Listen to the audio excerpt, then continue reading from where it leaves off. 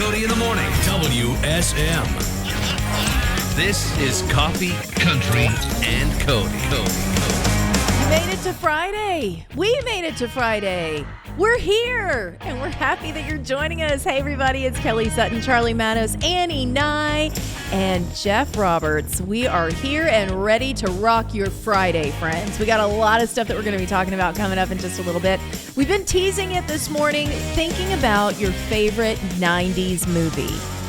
What is it? It's a little bit more tough for Annie, a little tougher for Annie. She was born in 97. But she also said that the 90s are kind of forever. And yes. I was like, I like that. Yeah. So we're going to find our favorite 90s movie and discuss them. And it's a secret all of us have chosen, but we haven't told each other. Right.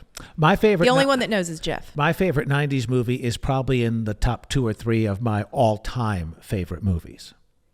Oh, wow. Yeah, so that's impressive. Yeah. Okay. I don't even know what my favorite movie of all time is. I can narrow it to 3. I can never actually pick a favorite. Princess Bride is up there. Because it changes. Yeah. You're a witch. You're a witch. I'm not a witch. I'm your wife. So welcome to Friday. We're glad you guys are hanging out with us. Coming up later on, we've got Caitlynne Curtis in the studio with us. She spent most of the fall last year out with Jelly Roll. It was so much fun. And she's got a new single out, American Dream. We're going to be talking to her about that coming up in just a little bit. Plus, entertainment headlines, lots of stuff to cover there. Speaking of Jelly Roll, he said he really wants y'all to go to church at his concert. Ooh. Yeah. So that's coming up. You know, I'm Catholic. Well, that may count for me. It might. You know, because we count the Saturday. So okay, we got that.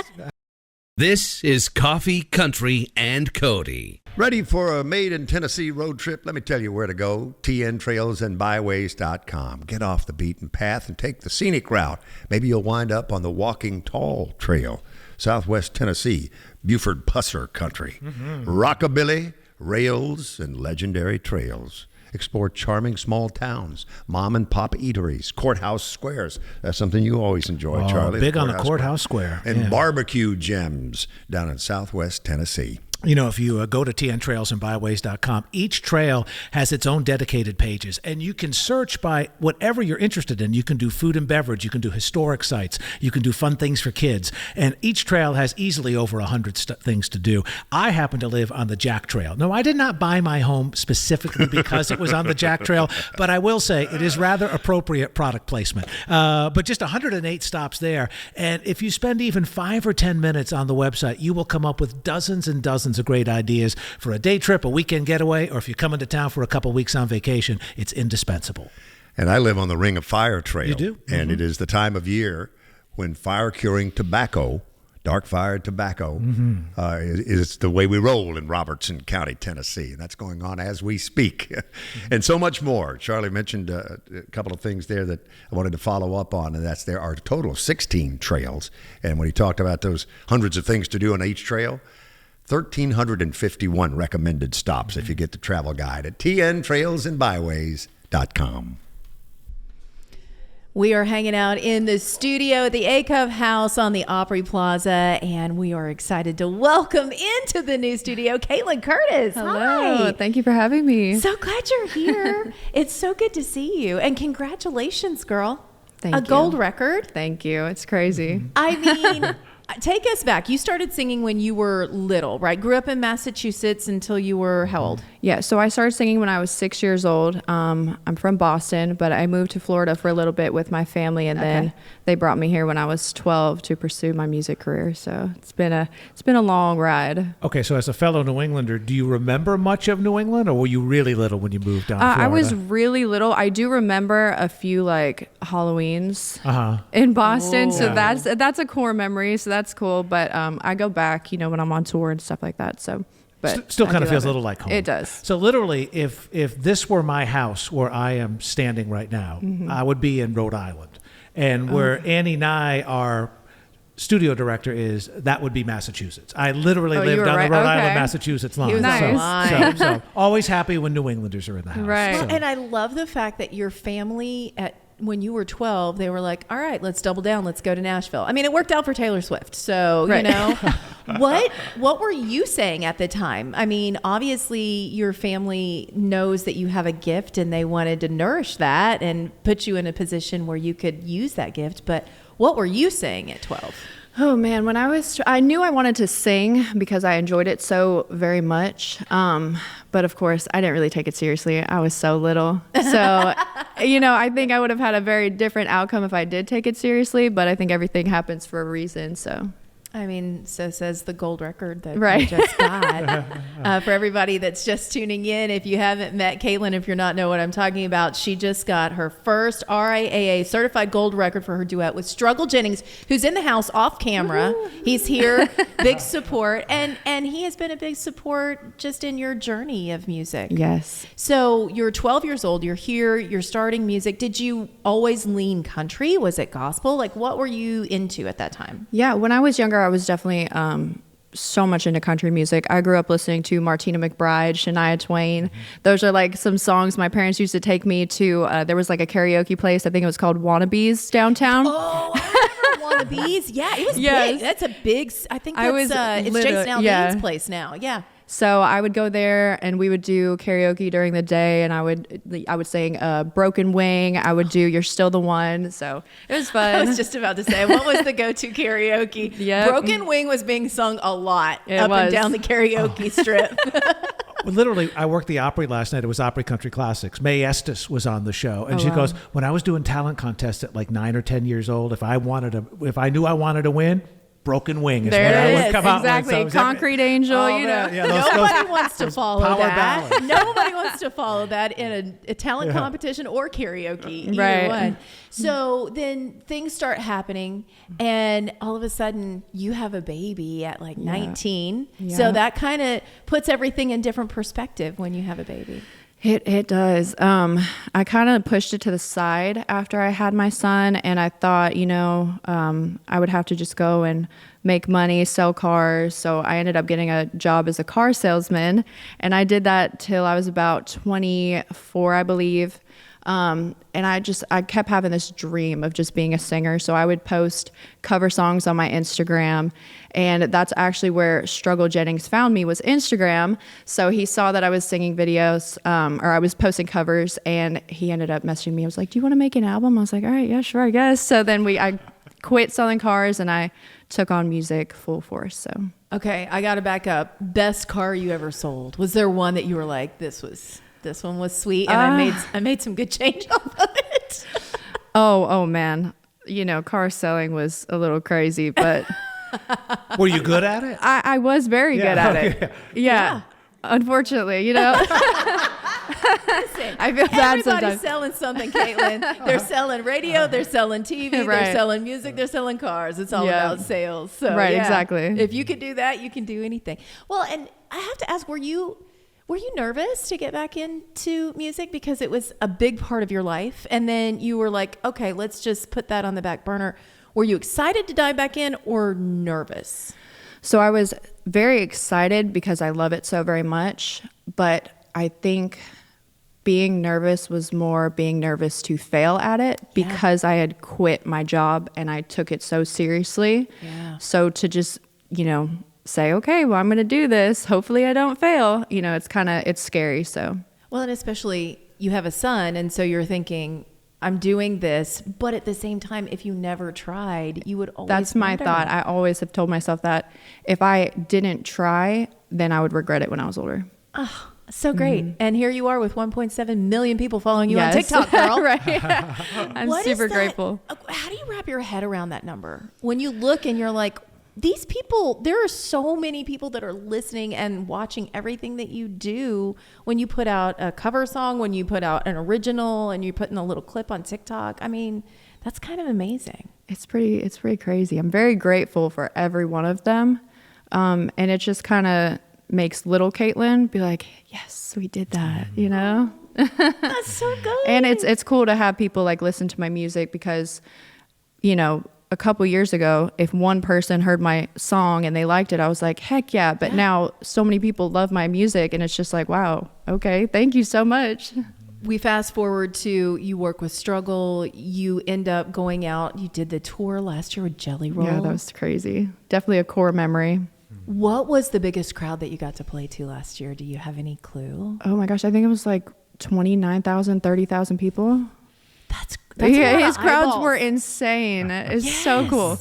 And when you're out there, you're in the unique position of, y'all don't know me, but you're about to love me, because you really do. You have to go out and warm up the crowd, and they don't necessarily, and they're not familiar with who you are or your music, but you just have that finite amount of time to make them fall in love with you. Yeah, it was definitely one of those things where you walk down on stage. I was like, all right, my name's Caitlynne Curtis. And then I sing. Buckle up, here we go. So what do you take from watching a guy like Jelly Roll, who is such in command of the stage and like has that undeniable connection with everybody from the front row to the very last seat? Right. I mean, just taking his stage presence and how he really makes each one of those people in the crowd just, feel really close to him. It's really special. We're going to play a song of yours. You Were Right. I said, yes. I haven't heard this song yet, but I don't want to sing it to my husband ever. So give us the backstory on You Were Right. So You Were Right is basically, in a relationship, we're quick to throw the blame on somebody else. And I wanted to say, I'm sorry. I know I wasn't the best. So it's like, you were right. I was doing all of these things wrong. Powers post 9/11 veterans and their families with life-changing programs and services. I realized I could be successful in a civilian career. We stand by warriors and advocate for their needs going forward. They were by my side in the hospital, and they're still with me today. Through our programs, community, and advocacy, we're proving anything is possible. Learn more at woundedwarriorproject.org/connect. All right, the Wounded Warrior Project. They are a part of our Opry Live happening this Saturday, and such an incredible place. If you haven't visited or you want to make a donation, you can always do that, woundedwarriorproject.org. Just incredible people with that organization, and happy that they're a part of our Opry Live happening this coming Saturday. Well, it's time to talk about some entertainment headlines, y'all, and we got a lot of stuff on the docket. First up, Jelly Roll. I mean, I feel like he makes headlines all the time. Mostly for the good things. Hopefully for the good Nowadays, things. yes. Nowadays. Yes. Back in the day, that necessarily wasn't always the case. But yeah, he has been out on tour. As we mentioned, it's the Beautifully Broken tour. He said, you know what? I just want people to come and have a good time. If you're not sure what to expect, well, here's what Jelly says about his tour. I got Warren coming out. I got Alexandra K. We try to make it feel like church, man. It's a real experience with us. I want to bring people into something that feels bigger than ourselves. Because what I've always believed is that music's bigger than all of us. That's pretty cool. You know what? This is really cool, too. He said, we are really small in this. Like, we are a small piece of the pie when it comes to music, and we just want to bring it all to the people. He is all over the place. Beautifully Broken tours in LA, San Antonio. He's going down to New Orleans and Orlando. If you want a full list of tickets, if you want to go see him out on tour, it's all listed on his website. The new album, Beautifully Broken, drops October 11th. So we are getting closer to that whole new album from him. I don't know if he's already said how many songs are going to be on this, but if it's like Wits at Chapel, it's sizable. He doesn't do anything small. Everything that Jelly does is kind of larger than life. That's why we love him. Speaking of Jelly Roll, he just found out he is going to be, well, he didn't find out. We just found out that he's going to be headlining at Stagecoach. I dubbed him the mayor of Stagecoach last year because truly he performed, but he was there early, like a day early, watched everybody, did his set, stayed, and watched everybody the day after, and is backstage and talking to everybody and shaking hands and kissing babies. I said, I don't know if Jelly Roll is trying to be elected mayor of Stagecoach, but I think he won in a landslide because now he's headlining. So 2025 Stagecoach lineup has been announced. Your headliners are Zach Bryan, Jelly Roll, and Luke Combs. But you've got so many incredible artists on this lineup. We talked about the fact that Lana Del Rey is going to be there. Nelly is there. It's Sammy Hagar. So you have some of the out-of-the-box performers, and then you have some of our favorite country performers, Brothers Osborne, Carly Pierce, Scotty McCreery is going to be there, Ashley McBride. It's a fun time in the desert. And I certainly hope the weather is like it was this year because it was very nice. The year before, it was 105. Yeah. I mean, yeah. It is the desert. And, yeah. and the heat. And I found what was interesting. The first year you were preparing to go out there, you packed the bandanas because the heat is not really the issue. It's the wind and the stuff you're breathing in, right? And I had it last year too. That is a really key component. As we get closer to next year's Stagecoach, I'll give you my packing tips for anybody that wants to that. But I will say it's very dry, and when you get that dust kicking up, it kind of gets in your lungs. If you're interested in getting tickets, they go on sale Friday the 13th. Pacific time is how they operate out there because it is in California. So 11 o'clock Pacific time, that is Friday the 13th. If you want to get a 3-day pass and be out there, highly recommend doing all 3 days because they've got some amazing artists. So 1 o'clock our time. I'll do the math for you. Thank you. Okay. I appreciate that. Yep. Annie Nye has joined us on set. Hello. It's good to see you. No, I moved the chair. Sorry about that. That's okay. We are talking our favorite 90s movies. So this morning we did our chick flick, which we do every Friday on WSM Radio. If you get up early and join us on the radio side before we join in on streaming, then you get to hear us play a clip of one of our favorite movies. And you can call in and you can win $25 to spend at the Opry gift shop. Want to reenact our movie from this morning? Yeah. You like apples? Yeah, I like apples. I got a number. How about them apples? Yeah, there you go. That's not a bad New England accent. Was it not bad? No. It's not bad. How you like them apples? I screwed up the line. How you like them apples? I'm going to have to do a second I got a take. number. What did you do? What How did do you you like say? them apples? How do you like apples? No, I said I got her number. I just messed it up. It's okay. It's all right. It's okay. It was Goodwill Hunting, by the way. But that led us to our favorite 90s scene. movies. We're going to have to start the scene over, guys. Okay, so anyway, we got on to 90s movies. We're going to go around. Everyone tell us your favorite 90s movie. Charlie, go. You go first. Easily one of my top 2 or 3 movies of all time. And it was such a comeback for John Travolta. And a role that no one expected him in. I think I know. But Uma Thurman, Samuel L. Jackson, Bruce Willis. Yeah, it's just Quentin Tarantino's Pulp Fiction. Is my favorite movie. The soundtrack for that. Yeah, Son of a Preacher Man was in there. Cow. The Chuck Berry tune. C'est la vie. You could, folks. Yeah. Yes. I do that when Emmylou Harris sings that song too. So Royale with cheese. Royale with cheese. An iconic movie for sure. That's an amazing one. That's good. I forgot that was 90s. 1994. Yeah. Once you Google it, you're like, oh, everything came out in the 90s. Yeah, that's a solid bet. And that has such a rewatchability factor because it's so interestingly put together that you can watch it 10 times and kind of forget some of the twists. That's I forgot that happened, So isn't Woody Harrelson in that? The first scene?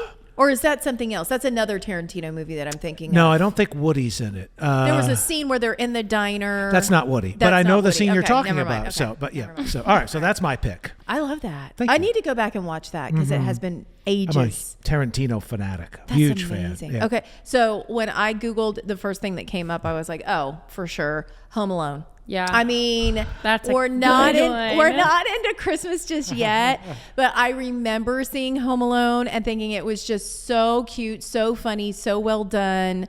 Macaulay Culkin is precious. It's just so good. And now that we've gone to New York, like during Christmas time, I was reliving Home Alone 2. Yeah. Where he's alone in New York. Yes. And I'm like, okay, the franchise, the whole thing holds up. But Home Alone, one of my favorite 90s And movies. around the holiday times, and I'm sure this is in theater. I mean, symphonies around the country do it, but our Nashville Symphony will play the score live while they show the movie in the big screen, and they say it's just a crazy way to do it. So, all right, Annie, favorite movie. So I thought I was going to pick one from maybe a little earlier in the decade. Okay. And I was looking, and then I was like, you know what? The truth is The Parent Trap.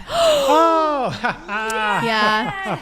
I mean, The Parent Trap it's nostalgic, it's fun, it's funny, it's cute, it's charming. And then L is for the way. I mean, how else would I have learned that song? Oh my gosh, that's so true. You know? A lot of good songs, actually, I think that soundtrack has. Wow. That's so good. That is a good poll. I didn't even think about Parent Trap. Yeah. All right, Jeff. Jeff is in master control, so we'll have to talk for him. The Truman Show. The Truman Show. I love The Truman Show. Gosh, that was like the first time that we really got to see the dramatic side of Jim Carrey. And it was so well done. And not long after that, he did Man on the Moon, which was Yes. another one where he really embodies that, right? So my favorite thing about Truman Show, I have to speak for Jeff because Jeff doesn't have a microphone, but my favorite thing about Truman Show is the fact that it was filmed in 30A in Florida. Seaside, that entire town was where it was filmed. So then seeing the movie and going to Seaside, you're like, oh, I know that location and that location and that location. I don't think I knew that. Yeah, so there you go. Happy 90s Movies Day to everybody. If you want to join in on the conversation, join us over on Instagram. You can send us your favorite 90s movie. I'm the Kelly Sutton, easy to find. We're back with more on Coffee Country and Cody after this. 31 tracks is what you're getting from Old Dominion today. Oldies but goodies. This is such a cool concept because, yes, it is their hits. However, it also has some songs on here that didn't quite make it to number one and a couple that didn't really make it to radio, plus this new song, Coming Home. Take a listen.